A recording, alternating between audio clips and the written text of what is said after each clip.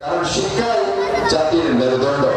Education is the backbone of the nation. Chittagong নগরীর আকবর্ষা থানাধীন জানারকিল জাতীয় গৃহায়ণ কর্তৃপক্ষ উচ্চ বিদ্যালয়ের আয়োজনে বার্ষিক ক্রীড়া প্রতিযোগিতা পুরস্কার বিতরণ ও সাংস্কৃতিক অনুষ্ঠান সম্পন্ন হয়েছে।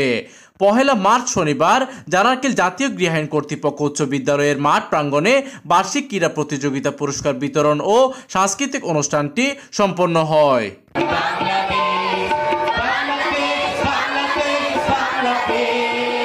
আকবর্ষা থানা বিএনপির সাবেক যুগ্ম সম্পাদক পলাশ চৌধুরীর সঞ্চালনায় কৈবল্যধাম আবাসিক এলাকা কল্যাণ সমিতির সভাপতি জমির আহমেদের সভাপতিত্বে ও জানারকিল জাতীয় গৃহায়ণ কর্তৃপক্ষ উচ্চ বিদ্যালয়ের প্রধান শিক্ষক মোহাম্মদ লুৎফুর রহমানের সার্বিক তত্ত্বাবধানে প্রধান অতিথি হিসেবে উপস্থিত ছিলেন চট্টগ্রাম সিটি কর্পোরেশনের মেয়র ডক্টর শাহাদাত হোসেন।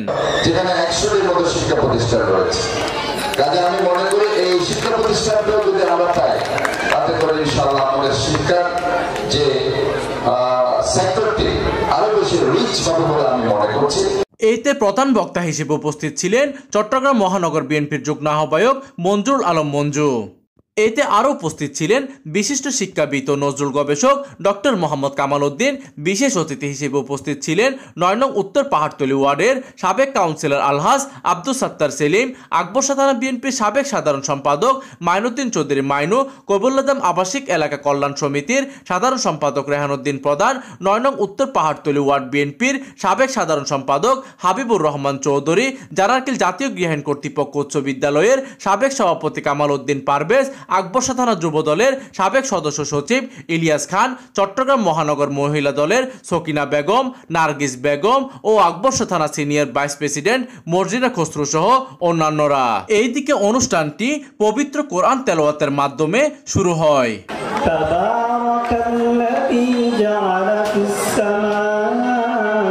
পবিত্র কোরআন তেলাওয়াতের পর অনুষ্ঠানের কার্যক্রম শুরু হয় জাতীয় সঙ্গীত পরিবেশনের মাধ্যমে।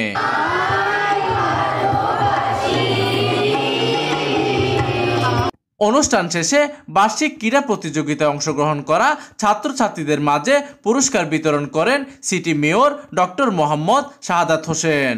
উক্ত অনুষ্ঠানে আরও উপস্থিত ছিলেন ওহিদুল আলম বাচ্চু, পেয়ার আহমেদ পেয়ার, ইকবাল আহমেদ, মোহাম্মদ তাজউদ্দিন লিটন, আবু শহীদ, অপু চৌধুরী আকাশ, নাজিম উদ্দিন, ইমাম উদ্দিন তারেক, আব্দুল মোতালেব সহ অন্যান্যরা।